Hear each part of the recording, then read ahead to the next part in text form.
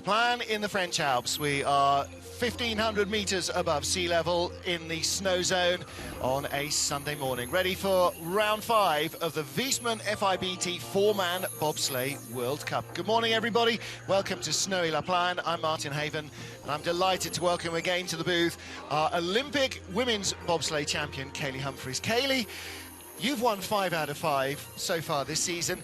What frame of mind is Alexander Zubkov going to be in? He's won every race this year as well.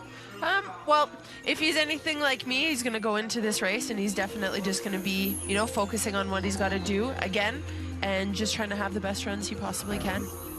Well, what about this Plagne track? I mean, it's long, 1,500 metres, the second longest that we go to, and there's just corners everywhere. There is. The corners link definitely one into the other. The top is very, very critical in order for maintaining the speed and anything that you give it at the top. You can't be hitting or skidding at all, especially until you get to corner 6. By corner 6, the track really starts to speed up, really starts to, you know, pick up, get faster, but then you got to maintain through that middle section, and it has to be smooth or you really just waste time and energy, and it makes it hard.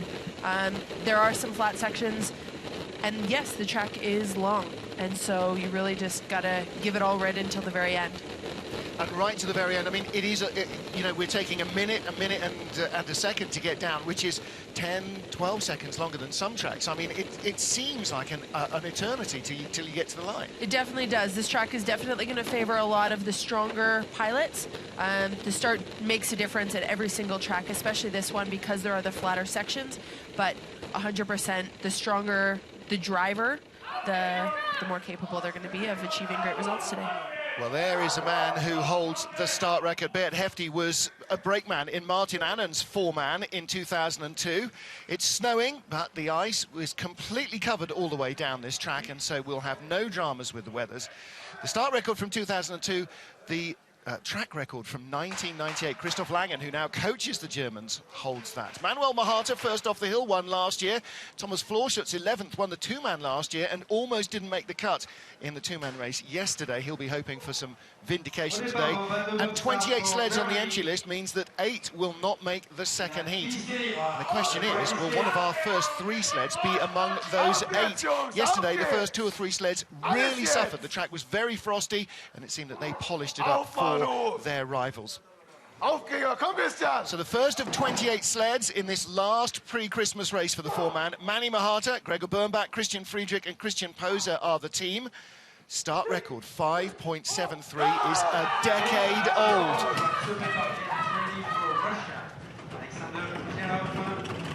Definitely getting in, down clean into the start, and really, you know, giving everything you have is going to be critical.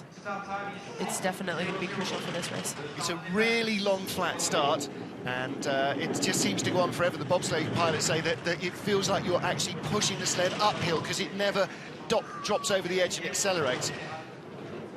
This track definitely, especially at the start, favors a lot of the athletes that are stronger athletes that are used to pushing.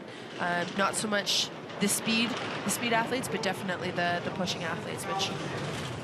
Big battle between the start monsters. It's a nice looking run from Mahata, but we saw this yesterday from Florschutz, first off the hill. He looked smooth. He just wasn't quick, we found out very quickly. 129 kilometers an hour, 80 miles an hour. He is motoring. Little tap there. That's the only straight on the whole track, apart from the start straight. And 59.47, well, under a minute, but the track record, 57.3, so 2.1 seconds quicker. Christoph Langen can glow in the fact that his record will probably survive yet another year. There definitely was a very good run by Manu, and, you know, we'll see definitely over the next couple sleds whether the track does speed up or if that just was something that happened yesterday. Little tap against the wall there, Kaylee. And this is now already going uphill, so any rubs there are really critical. They definitely are, especially in the straightaways. You always get told, go straight in the straightaways. You don't want to be hitting or rubbing at all, but he definitely kept the sled going in a straight line, which is very important, and no sideways skidding. So he made the best out of a bad situation. Next up, Russia 2's Alexander Kazyanov. He finished 4th last year, ahead of his teammate Alexander Zubkov. Finished ahead of his teammate Alexander Zubkov in the 2-man yesterday as well. So clearly something about this track just really gels with him. Coach Pierre Luders in the cap in the background.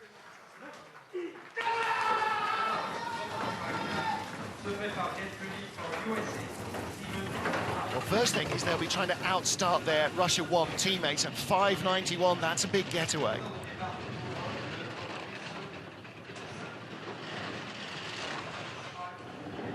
67.9, a little bit more speed at the start, a little bit more speed carried on down into the run. And Kaylee, when you're driving at the moment, you're trying to do as little as humanly possible because the speed's still quite low until you get out of the corner. We've just seen corner 6. You definitely are. You're definitely trying to make sure that the sled is running as free as possible. You're steering as little as possible. You're just doing it at the exact point that needs to be done in order to accelerate the sled out of the track. 4-man's a little bit of a different beast than 2-man. You've got a lot more weight and you have to be a lot more accurate because of that weight difference. Kind of like driving, you know, a school bus versus a race car. Not able to save it, but definitely on this track, weight makes a huge difference, and allowing that weight that you've got from the start to push you the rest of the way down, that's key. Okay, I'm saying now Alexander Kasyanov is not a third of a second better than Manny Mahata in a 4-man. He did start a 10th, well, 900s faster, so that will make a bit of a difference. Yes, for every 10th at the start, you know, times that by 3, general rule of thumb. So roughly, you know. Yeah, actually, that's a good point. It's pretty legit. 10th faster, 3/10 faster. Yeah, maybe. I'm going to say they drove fairly equally. They both had very, very good runs. The difference was this 10th at the start. Again, you see all the athletes getting in. You have to wait for the brakeman at the back to drop in pretty much, and then they all drop in 4-3-2. Not looking very comfortable. That's Ilve Kutsin. Next up, Stephen Holcomb, the 4-man Olympic champion. A man with 3 wins already in the 2-man so far this season. Justin Olsen, Steve Langton, and Kurt Tomasevich. And the night train. A very experienced crew.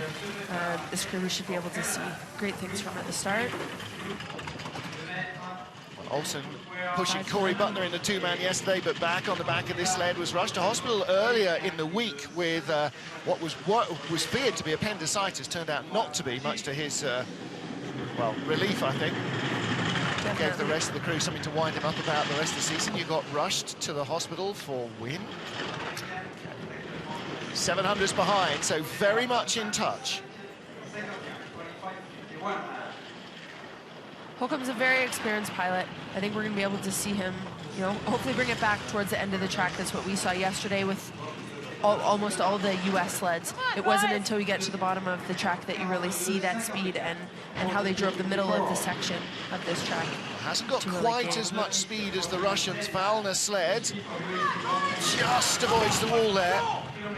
And around the final turn to the line, 1400s back, 59.28, so pretty much mid-distance between Kasyanov, the leader, and last year's winner, Manny Mahata.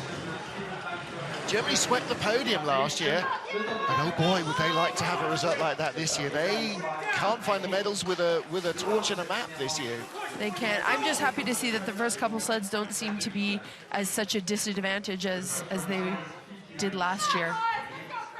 The Russians were about 100th behind Holcomb and his guys here on this push, but they definitely had better speed, so that's where you're able to see that transfer down the track as they got faster and faster. So the athletes puffing and blowing. Of course, we're at altitude here, which has a big effect on how your body respires. Next up, Canada 2. Great start draw for Chris Spring. Luke Dimitri joins Ben Coakwell and Adam Rozenki in the 4-man sled. Luke Dimitri on the, I believe, left-hand side, right behind the pilot. He's a new addition this week. Tim Randall is usually on that side of the sled, but had a bit of an issue. Their loading was not clean there. They definitely came out. Spring did not have a hold of the sled, and you just saw it go sideways. The opposite to what we saw yesterday. We saw all the 2-man sleds go left. Chris Spring went right. As you say, Tim Randall rushed to hospital last week. And we wish him a good recovery. I'm sure he'll be back right after the Christmas break. 2900s back in 4th spot at the moment. Unfortunately, I think we're going to see that continue to fall, just the velocity itself off the start and not being able to maintain that with that skid that we didn't see from the first 3 sleds. These are the little mistakes that you can't make when you're up against the big guns. You know, Holcomb, Kasyanov, Mahata. sometimes it happens, and that's our sport. That's what makes it so exciting. Well, got to point out, of course, that Chris Spring is still a rookie, has not competed in an entire season. Did race on this track last year in his rookie season, but of course got to Altenburg, and that's where it all came to a juddering halt. So he's still, you know, he missed half a season last year in terms of time on the ice and in terms of fitness training as well. So kind of rebuilding that program and picking up where he left off. Definitely. He's not going to be, I mean, the run overall, generally an okay run. You can see there he's not very happy with that run, and I know he wasn't happy with yesterday. Just went too early into the corner there. You can see the brakeman and the whole back of that sled lift off. Those are just the little things that add up. A 1/10 of a second here. You can see him, he comes out, got a bit of a skid. He's trying to steer there. As you look, you can see the runner tips moving. He's just trying to straighten out that huge weight of the 4-man, and all those little things that the top guys aren't making that on this track make a big difference. He is not looking comfortable. Really looking uncomfortable, Chris Spring. Has he just damaged his back there in some way? Well, let's hope not. Kelly Humphries, the Olympic champion and undefeated bobsleigh driver, with me as we watch Lyndon Rush of Canada, yesterday's 2-man gold medalist. What's he going to do today, Kaylee? I hope the exact same as what he did yesterday. I'm slightly biased, but we'll see. 5:89, great start. Big, huge start from Russian and the boys. They did their job. They got in, they loaded, nice and clean. Well, yesterday, Jesse Lumsden on the back of the 2-man sled. The first thing he did was start the banter with Stephen Langton, who just outstarted them by 100th in Holcomb's 2-man. I'm going to come and get you tomorrow, he said, and they have outstarted the night train. And of course, you know, as a former Bray woman, that's what it's all about. You want those start numbers. It definitely is, but it's awesome to be able to have, you know, that little bit of friendly rivalry and competition between almost everybody here on the World Cup circuit, and that bit of family. Eurotech sleds were really posting the big numbers yesterday. He's drifting away the same way that Chris Spring did. Slow speed not as good as Spring's down the bottom either. No, you can definitely tell, though, it's the little mistakes as he's driving down. That run was not very good at all. He's not going to be happy with it. Brakes. Yeah. Jesse Lumsden looking back at Neville Rucker. Come on, man, on the brakes. Down the bottom, helping with the sleds are the rest of the Canadian bobsled girls, also helping dull commentators get their cars out of holes at the top of the track. Thank you very much for that, girls. As you can see here, huge oscillation. I think he just missed grabbing that pressure. He's the highest lines, dips down into the lowest. That's taken the long way around the corner that you don't want to do. And as you can see there, he's got the lowest speed. So really didn't pay off. I know Lyndon's not going to be even close remotely happy with that. Guys did their job at the starts. It was the driving. Next up, Team Great Britain. This is John Jackson, the driver, Stu Benson, Bruce Tasker, and Ben Simons on the back handles. Late replacement for Andy Matthews this morning. And George. George who? George is their sled. He's a 4-man. Okay, work it out for yourselves. Had a really great run yesterday in the 2-man. Disappointing second heat. They clattered into the wall in turn 1, lost 0.3 of a second. In the rest of the run, lost 400ths more than that. So Jacko is really on fire here this weekend. And I think they've got a new brakeman on the sled than what they're used to seeing. I believe last night the traditional brakeman got a bit of a cold and a little bit of a flu and seems to be back at the hotel tonight just trying to recover. 5.90, and this is all part of why the GB sleds are among the front at the moment. Push bar still out. The brakeman has not noticed that the push bar did not tuck back in. Now he has. And it didn't drag on the wall. Okay, it might have been maybe a couple of hundredths of a second, maybe not even that much. Smooth run so far, though, from Jacko. Good run, but definitely a huge mistake. I don't know, just new brakeman, bit of nerves, whatever it is, but those push bars were out all the way until corner 3, and that needs to not happen. Aerodynamically, that's critical. That'll just kill your speed and time, and B, you run the risk of it hitting, you know, somewhere the rest of the way down. He seems to be having a great drive so far, though, in the mix with everybody else. He's made the best of it. Yeah, another solid top 6 run. Oh, a little tap on the wall at the bottom. At the moment, in 3rd place. How is he going to come to the line? Still in 3rd place. This is the way that the GB team is progressing. No wonder P. Gunn is looking happy with life today. Jacko will be pleased with that as well. And one of the great things that is happening now that the team has been working together for a year, Kaylee, is they've got great cohesion. They're really starting to work as a unit like all the best teams do. They really are, and it's great to see the program up and coming. These guys pushing a 590 even with the brand new brakeman. I mean, that's awesome. As you can see, the push bars stay out. They stay out all the way through the straightaway from 1 into 2, all the way around corner 2. You see one of them go in, the other one stays out until corner 4. Little mistakes, but you know, that's... Well, again, change of brakeman only this morning because Andy Matthews, well, not to put too fine a point on it, can't go too far from a toilet at the moment. Oskars Melbardis of Latvia, Damas Dreskins, and the rest of the crew, Arvis Vilkanst and Intars Dambis. And if anybody's going to threaten the start record here, it might be this four. Latvian definitely the strongest starting team on tour. Undisputed, down in 577. Huge start. Huge start. I mean, that's over a tenth and a half faster than any other team we've seen so far. Huge start and huge speed, definitely, going into the first couple corners. Finished 3rd place in Winterberg last weekend. Now, this is almost 300 metres more ice and about 6 more corners than Winterberg. He's already had a couple of taps. This is what we saw yesterday from him in the 2-man. We just saw him bleed time, but he seems to be holding it a lot better than he did yesterday in the 2-man, which is awesome to see. 4-man definitely is harder to drive. Some people will say it's a little bit easier, but so far he seems to be maintaining the lead that he's given it a lot farther down the track, which is awesome to see. Definitely means his driving skill is improving, getting better. Bit of a skid down that straightaway, not ideal, but again, not hugely detrimental. Close to the leader, 2100s back into 3rd place. Well, you know, the last half dozen corners caught him, and particularly, Kelly, that uphill section. Well, that puts him 200ths of a second in front of John Jackson of Great Britain, in 3rd and 4th respectively. Again, you know, another 12 months of driving. What's this kid going to be able to do? Yeah, he's definitely the future. As you can see, these guys are huge and they're strong and they're powerful. This is definitely the top starting team, but they load and they're so agile. All 4 of them getting into the tiny little sled. They've got the fastest speed all the way into corner 1, which is huge. That's what you're looking for. You're looking for that speed more than the actual start time. You got to have the load and you got to be able to get that, and the other 3 or all 4 of you, the other 3 guys, into the sled as fast and as quickly and as powerfully as possible. Alexander Zubkov of Russia, 4 races this year with the 4-man, 4 wins. How's he going to do here? Oh, Maxim Makrusov on the back, only just getting in, a 5:84 getaway. Now that's in front of our current race leader, his teammate in Russia too, Alexander Kasyanov.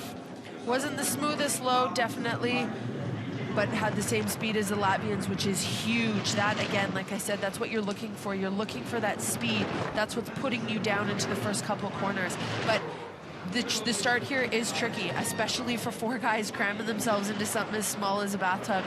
It's very, very challenging, and you don't have much time to get in. And if the start dropped away quicker, then they wouldn't be able to run so far, but you run so far here, down to 500ths a second, 1:29.4, exactly the same speed as leader Kasyanov. We're going to have a Russian 1-2 here. Now he's stopped the bleeding, and he will take the lead. No, he won't, maybe. That little skid might just be enough to blunt those 500ths of a lead he's got. He just holds on, 59.07. Russia 1 leads, Russia 2 second. We're definitely seeing the Russians come up strong, A, in their driving skill. They've got 2 really, really great teams, but B, in their pushing especially. They are getting better and stronger, and although you don't necessarily see it in the time, you're seeing it in the speed, which is the most important thing. He's letting the sled run through here. Not highest lines, not lowest lines. Had a bit of a skid coming through this one section in the straightaway. Controlled it the best that he could. Not the perfect line, but I mean, that's impossible in our sport, so... He looks pretty happy with that, doesn't he? He should be. Yeah, he should be too. Yeah, hard to be happy with leading. Next up then, our rookie in USA 2, Nick Cunningham, Adam Clark, Andy Dribble and Chris Vogt on the US 2 sled. Spoke to Nick last night after the 2-man race, and he is really enjoying this track here in La Plagne.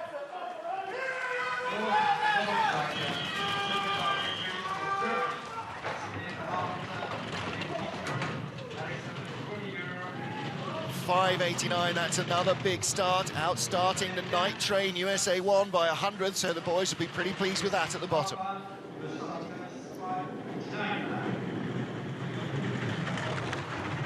It's a first time on this track for Nick Cunningham. His previous racing has been only on North American tracks.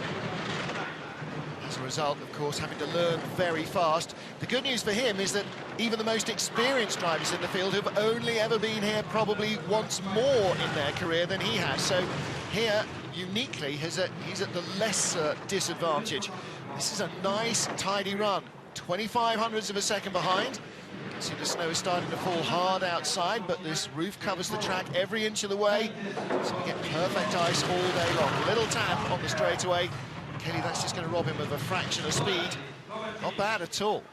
It is. That was decent run. A few little mistakes here and there. Again, like I said, especially on this track, those little mistakes, although they don't seem huge, those little taps every now and then make up a big difference. Overall, decent run. Our first time ever here, and of course, you had that last year. Everybody had that last year. We definitely did. Comes around this corner, quarter 18, has a tap, but sets him up, and he goes straight the rest of the straightaway. So sometimes you almost take those taps instead of the big skids. Their start speed was awesome. Definitely one of the higher ones, which is great. So overall, should be happy. Next up is Max Arndt. Last year, he took the silver medal behind Manny Mahata. This year, he is just having a complete nightmare. Christmas can't come fast enough for Max, I don't think.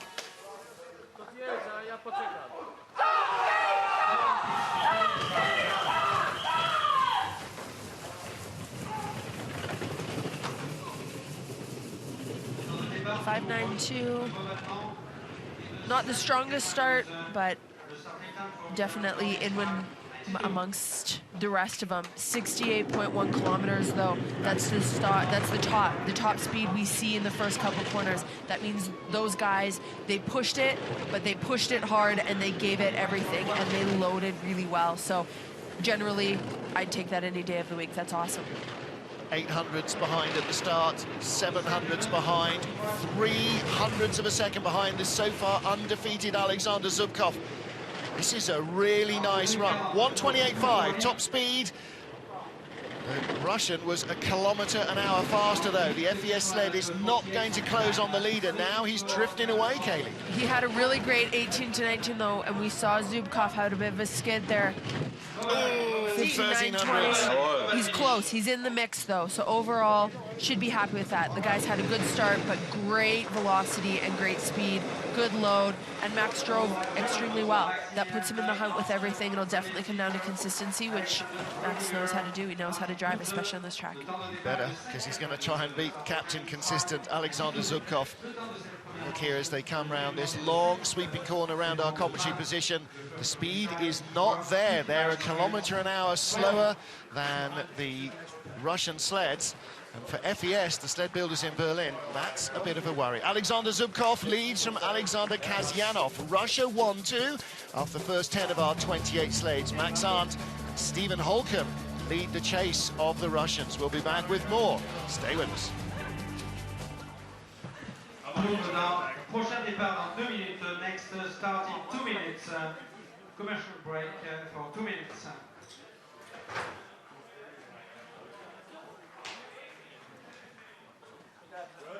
Hey, what?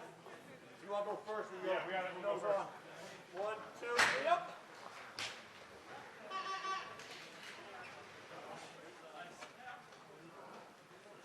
Just put it down. Straight. Keep going forward. I'll drop it.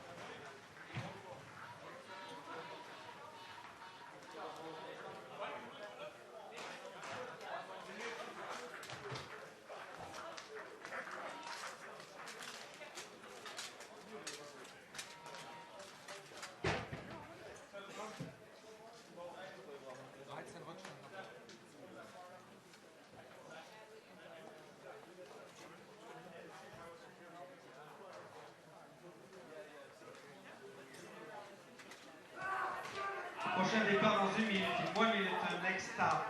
Se prépare. Get ready for Germany. Thomas Fortschutz, Bonnie Lischner, David Kuske, Andreas Bruno.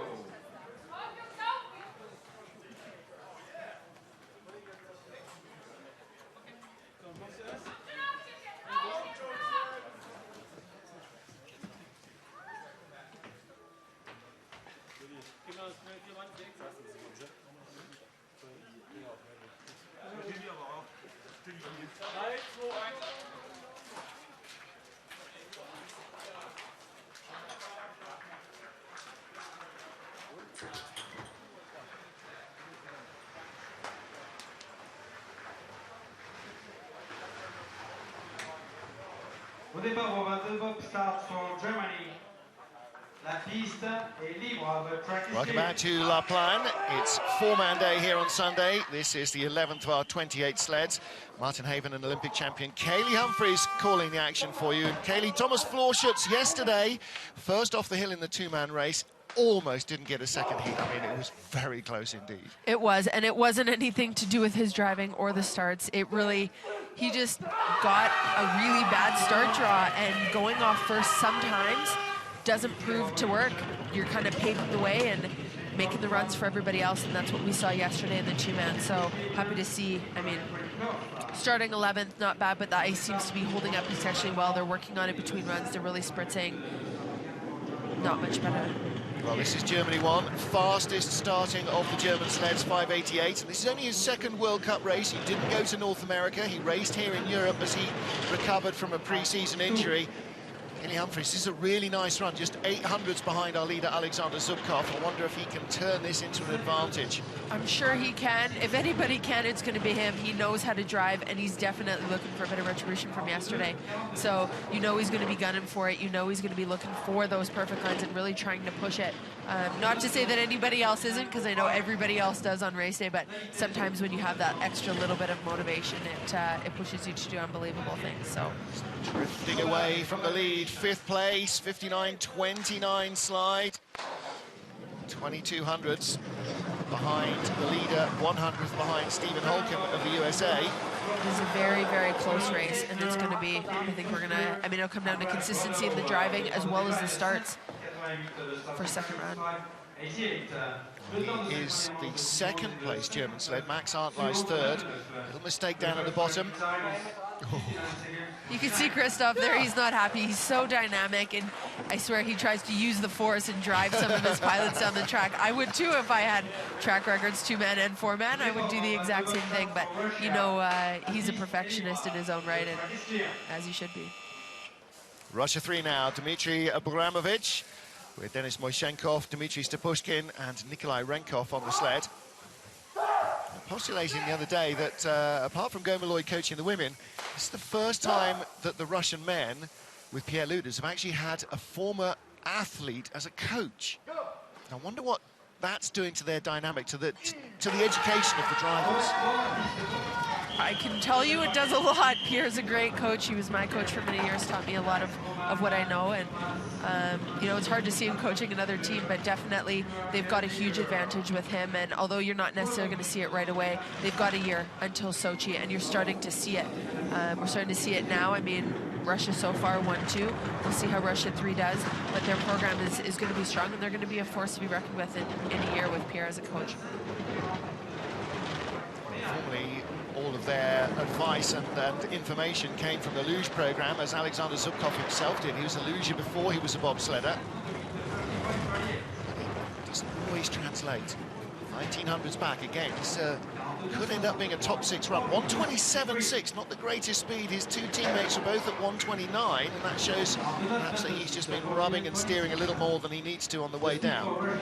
Nice straightaway though, 18 to 19. That's probably one of the best ones we've seen so far today. Overall, 59.60. Well, he's just behind the tie for 9th place at the moment. Lyndon Rush is last at the moment, 12th place behind Dmitry Abramovich. Lyndon 6300ths off the lead. Top 3 covered by 1300ths of a second. Top 6 by 2800ths. It's a big corner 6, Kaylee, and this is so vital for your speed in the rest of the track, really, because it's one of the big acceleration zones. It definitely is. It's probably one of the only corners that really sets you up for the flat section. 7, 8, 9, Lincoln corners, flat section. Corner 6 is really the only downhill drop you have before that flat section, so you really got to take that speed with you, and you got to make it smooth from 6 into 7 all the way down. Well, here is our start record holder as a brakeman, Beat Hefti, back in 2002 behind Martin Annen with Almar Schalfenberger and Cedric Grant. Now as a driver, won the two-man last weekend. Alex Baumann, Thomas Lamparter and Jörg Egger are the crew of Switzerland 1.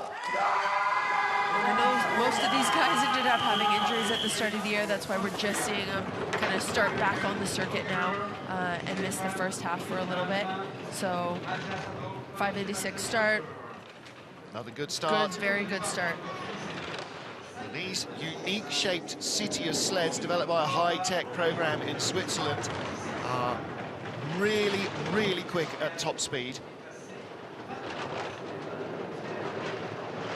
Strange, you know, last year Hefti refused to drive a 4-man at all season long. He just did 2-man. There was a massive ructions in the Swiss program. This year, he's rocking up in 2- and 4-man. I mean, he is his own man. He won't listen to anybody, will he? No, he definitely won't. But that's what everyone loves about him. So his speeds are huge. He's really driving this, and he's having a great run. Oh, little tap on the wall, but that's not going to rob him of the lead. 1400s up at the last clock. 2/10, yes, 2100s. Wow.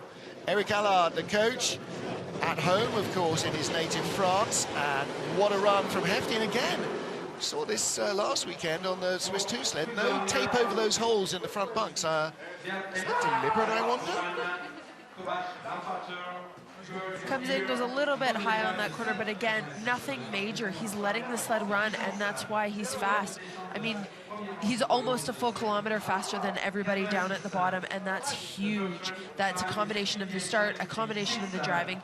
Comes out of here, you see him tap the wall. Again, not ideal, but he just lets the sled go. The tap puts him middle in the straightaway, and it runs straight the rest of the time. Overall, yeah, that's awesome.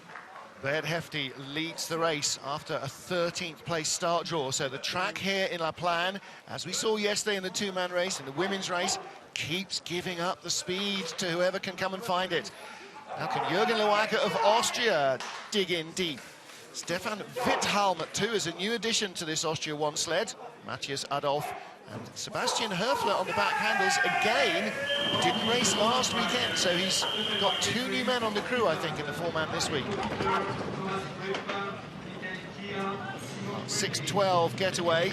Again, not going to really trouble any of the fastest starters, but with lots of corners here, he may be able to put himself in the top 10. Yeah, he may be able to bring it back. It's hard. I mean, the track is flattened, and the start on any track, I don't care what people say, the start makes a difference, especially now when you've got the Latvians pushing a 577, a 612, just, it's impossible to come back from. It's hard to say how much 2500ths of a difference makes. You know, it's only a quarter of a second, but that's 3/4 of a second at the bottom without doing anything wrong. 1:29.0 is very good speed indeed from the Austrian sled. You can see that, you can tell it's his driving. He knows how to drive almost any track. He's a great pilot. It's really just in the start, and when you're that far behind, it's very difficult to come back. And the problem is that the sport has kind of left him behind. You know, the speed at the start is not there. He started 14th. In the last 3 corners, he came back to 12th spot, ahead of Canada's Lyndon Rush, who is having an unmitigated nightmare. So he's tied for 12th place with Dmitry Abramovich of Russia.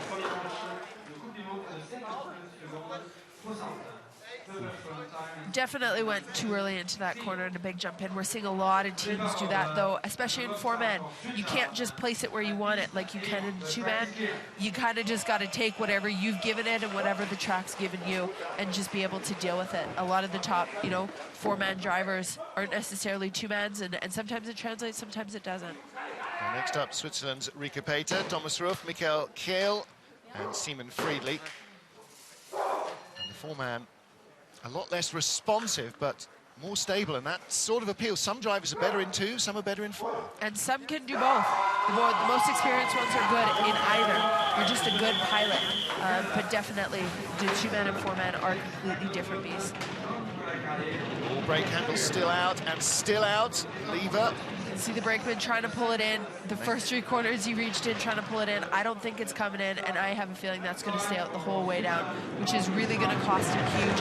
In aerodynamics could be, if that hits anything, that could be a disaster. The real drama is exactly right. If it hits a wall, then it will stop that side of the sled or be snapped off.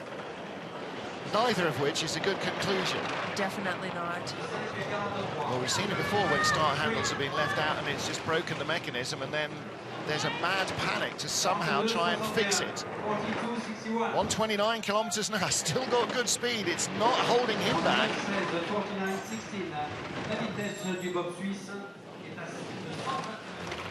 He's having a really good run. The pilot has no idea it's out. The only time it hits the wall is after they come through the finish line. But you can see they're going to have to try and figure out a way to make sure, A, that gets in, B, if it is stuck, or see if it's hit anything on the way down. It's a little bit slightly bent inwards now compared to what it was before. That was the hit on the wall. That was the hit on that finish corner, and that push bar could be, they're going to have to do some work, definitely. You can see the brakeman not happy about that at all. You know, they're little tabs that release it. It should spring back in. It didn't. He tried to haul it back in. It wouldn't come. And after that, after you tried once, I thought, right, I'm going to hang on, or I'm going to get thrown out the back of the sled. Yeah. And it is now, having hit the wall at the finish, There's definitely going to be some work for the mechanic to do. Again, that's completely beyond the brakeman's control. Kaylee Humphries, Olympic champion and undefeated bobsled driver so far this season. Alongside me in the booth here is Justin Cripps, your teammate, gets ready to go in Canada 3. These guys should have a really great start. I mean, they're all football guys. They all come from football, and 589, good start. Puts him in the hunt for sure. We'll see how Justin can do. He seems to be doing, he did well all week in 4-man. See who can drive it. 67.9 kilometers at the start. Not bad, in and among the rest with everybody else, which is awesome. Yeah, fastest is 68.1, so right up there, just 900s away from the lead. And again, got to say, never driven in Europe before this season, so this is only his second ever European track, his first ever time in France, never mind on a French ice. It is. This is his 9th run down this track. He had 6 training runs, 2 race runs yesterday, so he's doing amazing so far. Only 2/10 behind. Their push was brilliant. Puts him right in the lead. The guys have done everything they can, and you know, it'll just take a bit of consistency and Justin, A, getting used to the Eurotech sleds, and B, you know, He's been on World Cup before. He knows what it's all about. It's just transferring it now that he's in the driver's position versus, you know, being on a crewman. Wow, 59.47, top 10 slide. And again, this is not Canada 1, this is not Canada 2. This is rookie driver, essentially, Justin Cripps, Canada 3. Well, did those goggles fog up? No, for sure they didn't. I didn't see, I was looking at times because, you know, it's great when you've got Canada 3 that's pushing just as fast as Canada 1. And, you know, right now, Canada 3 is our number 1 sled. So. Ahead of Chris Spring, who's tied for 12th, and Linden, 16th place. Tied for 10th. You know, Cripps will definitely look to move up, hopefully a couple, but so far he's put himself in a great position. The crew's given Cripps that opportunity. It's awesome to see these guys. They're really a great team. Great two-man drive yesterday from Edwin van Kalker to finish firmly in the top 10 after 5th in the first heat. Let's see what he can do in the 4-man. Arnold van Kalker is on the sled at 2, Sibren Jansma at 3, Jeroen Pick on the back at 4.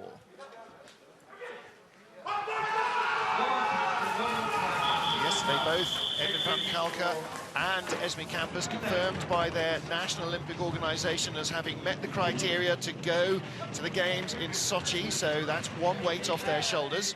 6:05, not the strongest start, but as we were saying yesterday, Edwin's still nursing that hamstring injury, so it's hard. It's difficult to really push when you know something's not right.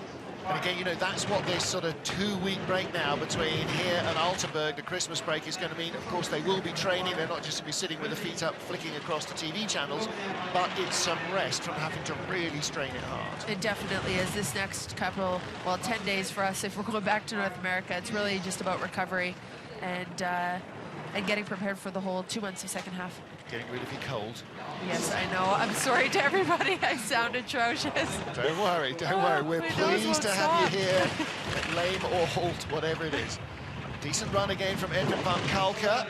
12th place at the bottom. He'll look to go a little better than that maybe in the second heat. But again, you know, this is a very, very tight pack. We were perhaps a little surprised yesterday how close everybody was in the 2-man. In the end, the biggest gap in the field after the first heat was 400s between any of the sleds. You know, definitely close competition, and you're seeing it. It's even closer now in 4-man, which is weird to see on such a long track. Yeah, absolutely right. But again, you can see the head That's number Arnold. 3 Yeah. and number 2. Arnold again. It's better than it was when we saw him in Winterberg, but it still needs work.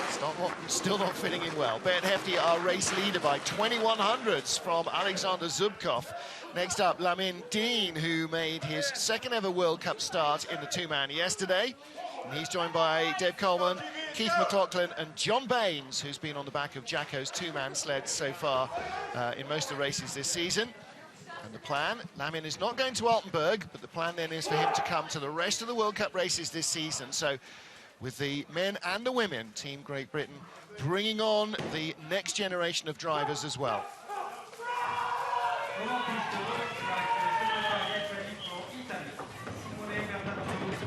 2011 in Eagles, Lamin Dean made his World Cup debut. This is only the second weekend he's been on World Cup since then. 6:01 start. Decent for the junior start. crew, that is a good getaway. That is a very good, decent start. 67.5, decent speed going into the top part of the track. The crewmen have done their job. Now it's up to Lamin to see what he can do on the rest of the way down. But we're really seeing the GB crew develop, and they're really putting, you know, a lot of effort into getting, you know, a better and stronger team. And Lamin is the start of this. Misha O'Neill, who was in the bronze medal position in the Junior Worlds for the women this week in Eagles, she will be joining as a third GB bobsled in the women's competition later in the season. On 28.1, not great speed down at the bottom again, little rocky and rolly. But again, you know, we are comparing him against the very best in the world. Heads up there from Dave Coleman. Hadn't quite counted the number of corners, thought they were in the finish straight, and they weren't. 59.76 puts them in 18th place out of 18 sleds. And again, you know, if they can make it into the top 20 out of a field of 28, it's a big step forward. That's kind of the first step. Making second run in a field that's very challenging is, you know, steps in the right direction. You see him come out of corner 18 here. Push bars are flapping around a little bit. They're really going to want to tighten up the springs, but you see number 2 and the brakeman both pop their heads up. Yeah. The coaching staff real upset about that. Yeah. Brakeman really needs to know where they're at, because A, aerodynamically, but B, if he would have touched the brakes, that would have been disastrous. Instant disqualification. Instant disqualification. Yeah, I mean, you know, that's a rookie error, and maybe just feeling a bit tense, but never put your head up until the driver yells brakes.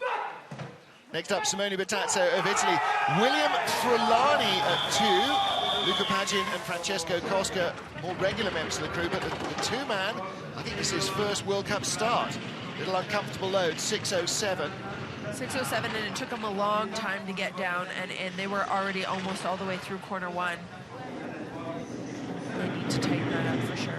Well, William Frulani, not only a replacement for an injured brakeman at short notice this week, but actually so unwell, he couldn't come to the track earlier in the week for training and to do the headshot. So, yeah, a bit of a pickup crew. And Kaylee, even in a two-man sled, you know from yourself, it takes a while for you and one brakewoman to get a rhythm together, to know what each other's going to do, never mind 4. It definitely does. In two-man, it's easier. It is, because both of you, you know, individually just have to do your jobs. The cohesiveness and being in a rhythm and understanding timing at the start is critical, because the start is super important. In 4-man, it's that much more. You've got 4 guys, huge, big guys, strong, powerful guys that are trying to get into something the size of a bathtub in less than 6 seconds, and trying to do it cleanly is it's definitely the challenge. I know a lot of these guys practice, and it makes, you know, that much more challenging when you've got a guy that's sick or injured or not quite all there. Yeah, if you think of 4 NFL linebackers sprinting over speed down an icy bathroom and then trying to leap into an upturned bathtub, it's about as easy as it gets. Look at that, the brakeman only just getting in. Well, they come down in 17th place. 18th is Lyndon Rush, yesterday's two-man race winner. 19th, Lamin Dean. Those are the guys in the potential drop zone. Oh, Vukrat Jenovic, he's going to do really well to get into top 20 here in the Serbian sled. Beginning of the week, he could barely even walk, certainly not run. He's really torn his leg muscle, and they are just desperately trying to get something out of this. Barely jogging at 5 or 6 steps. He's got to get in, because otherwise he's just going to have so much injury. Yeah, it's hard because you don't want to sit in as a pilot and have 3 guys have to push you as extra weight at the same time. You know, you don't want to re-injure yourself or make the injury that you have any worse. So you try and do what you can, but you're really not contributing, and that's also hard to deal with. As a further slap in the face, the Serbian 2-man got disqualified yesterday for being underweight, and again, that's something that you really just don't want to do. Again, little walking Rolly, and you sort of wonder again, you know, when you've got an injury, if he's just tweaked something getting in, if his calf is spasming or cramping or, you know, crying out in pain, how easy is it to be calm and concentrated? It's definitely a challenge. At the same time, I think once you get into that sled, you could have broken bones and just about anything done. Oh, big skid there. And you're not going to notice it. It's most of the time when you cross that finish line and you come back to reality and you're not in that concentrated zone that you really feel everything. But for that minute that it takes to get down as a pilot, you're so focused on what you got to do, and A, getting your crewmen down, but B, you know, having good clean runs. All your energy and effort and focus is put on the actual driving and less on anything else that's wrong with your body. You see again how tenderly Vuk gets out of the sled. It's not much fun having to compete when you're injured. Had a big pressure there, really high on the exit of corner 6, whips off, goes really late into corner 7, has to turn it right away, but that's a huge mistake, and it definitely cost him a lot of time. Well, let's hope that the couple of weeks off back home in Belgrade are going to help his recovery.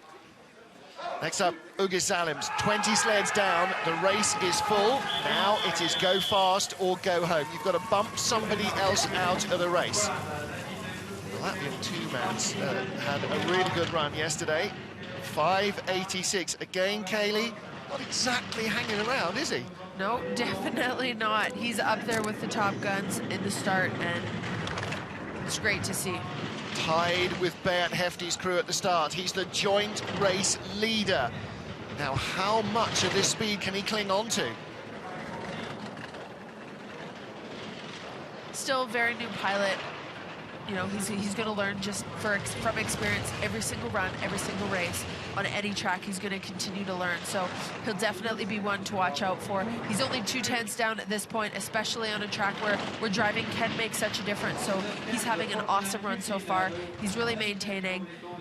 And wow, should be doing really well. nice run down the straight as well. This is going to be a top 10 run for him. This is only his 3rd year of driving.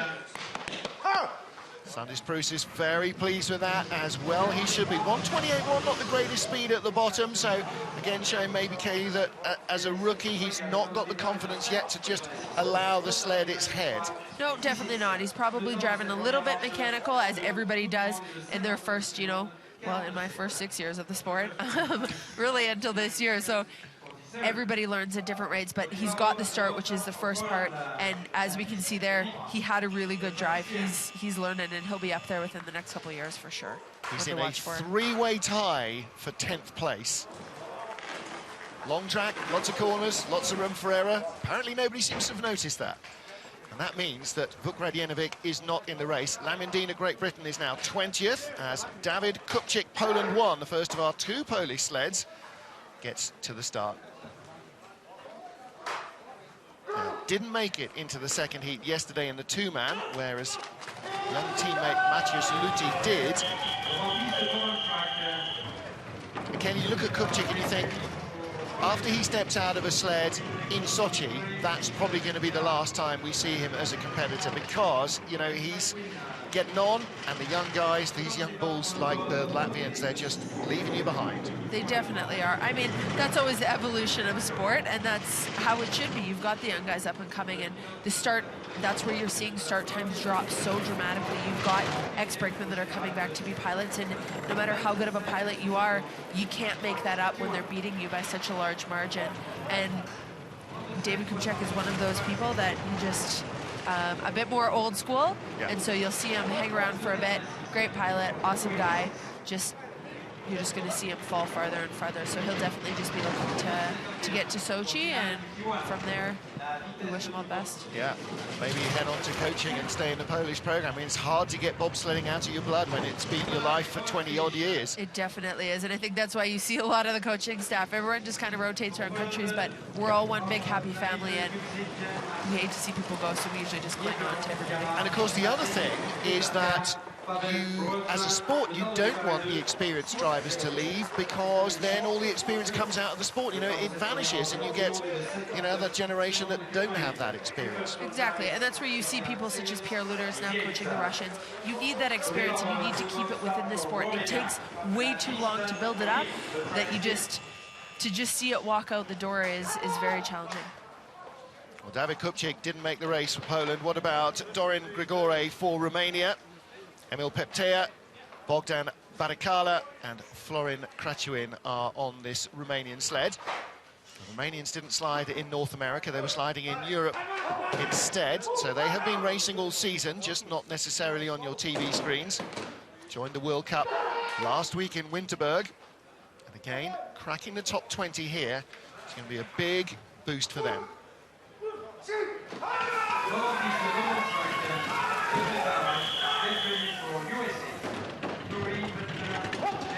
Many years ago, longer than even most of our coaches remember, the Romanians were a big force in bobsledding. They've got men and women's sleds, men and women's skeleton programs going as well. It is a bit of a shoestring budget, but again, you know, they're restarting this whole program from the ground up. I think you're seeing a lot of teams that are really trying to restart programs, and you're going to see a shift and change over the next couple of years of a lot of the teams, and you know, we'll see what happens. Romanians hopefully are up there. It's hard when you don't have the budget and you're facing such large teams with a bigger budget, more teams, more money for equipment and for expenses and for travel, and to be able to do the whole entire circuit. That makes a huge difference. And so, you know, we hope to just keep Romania in the hunt and see him around for many, many more years, and hopefully see him back on top of it. Absolutely. Well, that was a nice-looking run. No major errors.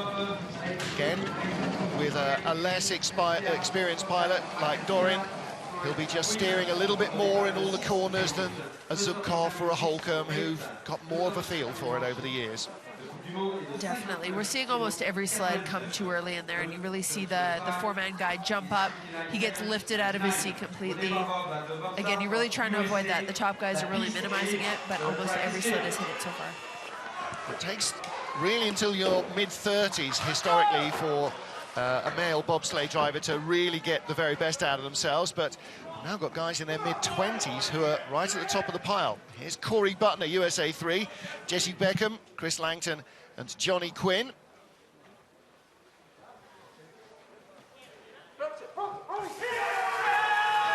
They start 24th place, which may make the race. But of course, Kelly Humphries, this is a mental thing, because the track's in the same place, you're still the same crew, whether you start first or 28th.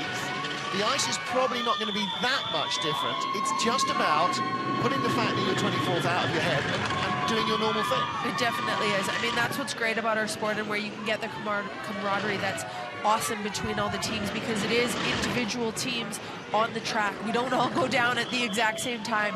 Not possible. So you look at each individual person, and it is you and your crew against the track. That's it. And some tracks, such as the Plagne, they've done an awesome job at keeping the ice fair for everybody.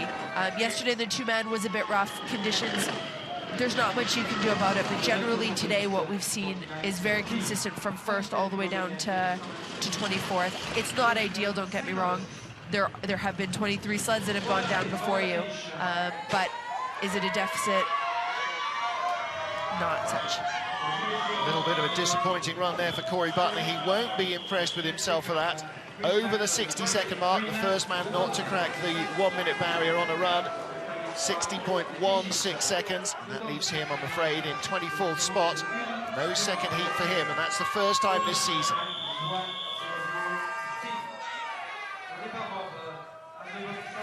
Big, powerful crew, well drilled. Chris Langton struggling a little to get in there, get his leg over. There's Johnny Quinn. A lot of bellies down at the bottom here this Sunday morning, and that's always good for the athletes. But Corey, yeah, kicking the ice out of his spikes. Move on. Next up, this is where the noise is aimed at, I think. Loic Kostegg, France 2, made the cut yesterday. Robin Heinrich, his two-man brakeman, joined by Florent Ribet and Damien Mech on the back of his France 2 sled. And great to see France with a programme again. Coached by Bruno Mijon, who is France's last great bobsled driver. Handles out, brakeman trying to get them back in. 1, come on, 2.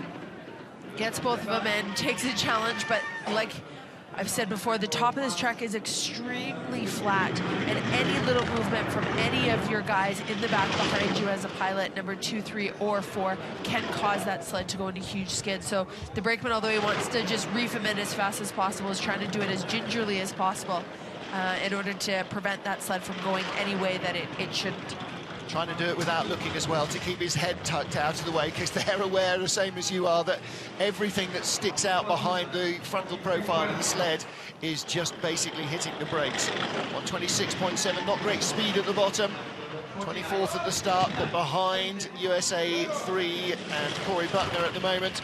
So I'm afraid he's not going to get a second heat here in La Plagne. He's a member of the La Plagne Bobsleigh Club, local boy. For all his experience on the ice, I'm afraid, he is up against some very strong opposition on this track. So only the fast 20 from the field go through in any race. You can see there, brakeman really trying to get him in, but he's trying to keep his head tucked, trying not to look. It's not going in. He's just going to wait a split second until he gets back on the straightaway when he can pull it in. That's experience. He knows what to do in the worst case scenario when they don't go in, when you just push the button. Yeah. And you're absolutely right. He was waiting till the corner was done before he clicked it in, so he tried to induce as little a skid as possible. Well, next up, Maciej Luti starts 26 here. He did make it into the two-man race yesterday in Heat 2, so really good first drive from the young Pole. Let's see if he can make it in at the moment. 20th place, still Lamin Dean of Great Britain. He'd be the man that gets bumped. 19th place, Lyndon Rush, might be safe. Come on. Now, if these guys can start down close to 6 seconds, then they've got a real chance. 6:24, though, that might be a little bit too much of an ask. That definitely is. That's a long way off. 66.6 kilometers at the start. Again, kilometer and a half behind what we've seen the top guys do. That's hard to bring it back. Well, 2400s behind at the start, or 3800s behind the leader. And again, the rule of thumb is that you'll be 3 times that margin behind, and that puts him more than a second back. And that's not going to do anything to get him into the top 20. I think at this point, though, he's really just looking for experience. I mean, ideally, he wants to be top 20, wants to be getting more runs, to be able to be, you know, more consistent and to learn as much as possible. But you all got to start somewhere, and so this is a great start for him. Generally, very good, clean run, and they'll just look to improve kind of week to week, and hopefully, you know, by the end of the season, be making top 20. Well, 26th spot for Poland too, so Maciej Luti and his crew will not get a second slide. That perhaps was to be expected by them. You can see those push bars. They're really going to need to tighten up those springs or whatever it is, but those side push bars for the crew guys are just flapping around aerodynamically. That's extremely hard, but B, that's a lot of extra movement side to side with that sled that pilot's got to control that shouldn't be there. You want all the movement to be going forward. Almost a collision there. Yeah, they're too busy looking at the camera and not at the sled behind them.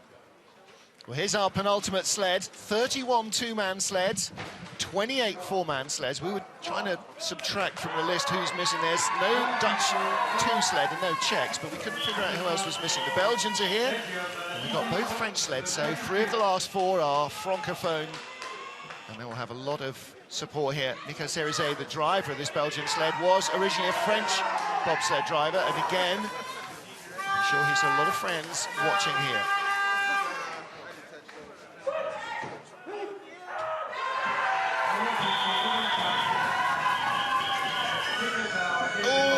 gets his heel caught, and Cerise barely gets in.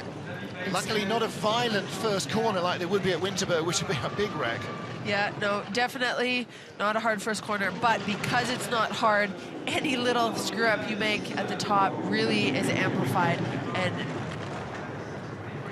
well, that's one of the things, isn't it, about simple tracks, is that they're simple to get down, they're really hard to get down fast. definitely, and any little mistake.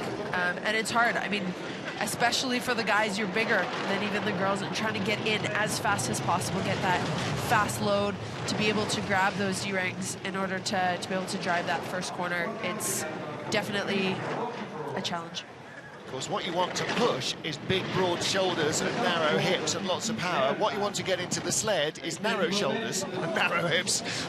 So that's, you can't shrink that much. No, you can't. We saw the brakeman pop his head up again. We've seen quite a few of the teams be able to do that. It is a long straight. You do, at some point, if you're not quite sure, feel like, you know, you have to be on the brakes in 4-man. It's heavy. As we can see, you go far up there, and you don't want those runners to be going or potentially scratching on any type of concrete or rubber. Again, look, just gets the foot caught. And of course, yeah. And his knees up round his ears as he's trying to get in, gets himself settled.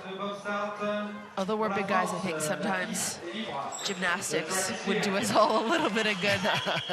Well, you know, you should suggest that to the Canadian boys. Come on, let's go to ballet class. They would. I actually think our men would do it. Some of them are. They'd love it. They're like up for a laugh at anything. Exactly. We'd make it fun. 20. Okay.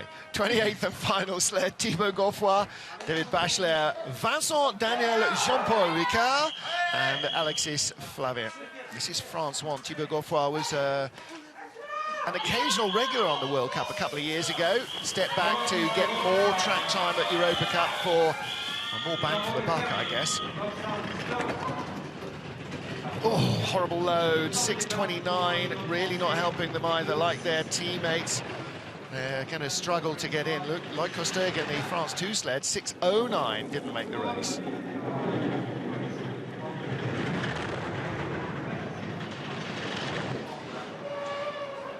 He knows this track. He's driven this track plenty of times.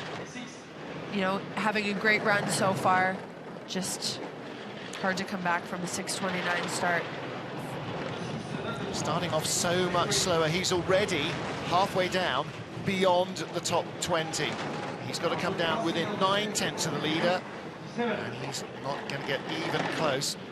He will be 28th of our 28 sleds. Lowest speed through the final speed trap. It's a disappointment for France's #1 on home ice. Again for France too, Loic Kosteg outperforming the theoretical #1 in the team. Thibaut Gauffoy didn't get a second run in the 2-man, not getting a second run in the 4-man either. You can also see he's not wearing a speed suit. He's different than the rest of his crew. I don't know if he forgot it this morning, which is possible, or if it just, for whatever reason. Again, might have torn in training or in the last race. Who knows exactly, but he doesn't make the cut, and that means that Lamin Dean, who's been waiting 25 minutes to find out whether he makes it or not, does in 20th place.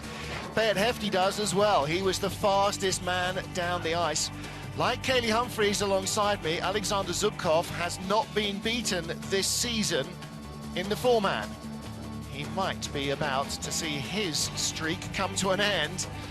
And the French coach of the Swiss team, very happy with that. Well, that was a pretty impressive drive. Look at the biggest gap anywhere in that top 10. Is first to second by a large margin, Kaylee. It is. Beat Hefti being the only one to get in 58 seconds. Everyone else was 59s or above. Very, very impressive. And further on down the order, a three-way tie for 10th. We got a tie for 16th. And Lamin Dean of Great Britain, second GB sled in the field. Good news for him. Good news too for John Jackson in the top 10, looking at a second run. Those that do not include Lyndon Rush. He's 19th after the first run. Yesterday's 2-man race winner. So Ben Hefti of Switzerland leads, Russia second, Russia third, Germany fourth, USA fifth. Lots to think about in our second heat. Join Kaylee Humphries and me, Martin Haven, for all the action live. They're on the ice at 10:55 local, some 25 minutes from now. Stay with us wherever you are for more action from Plagne.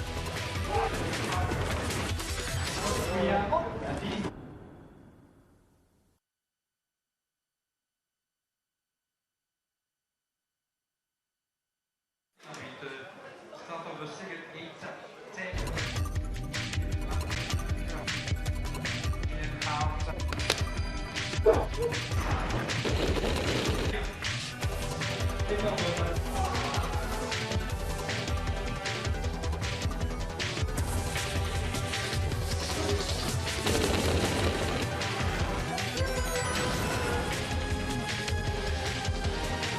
Всем привет!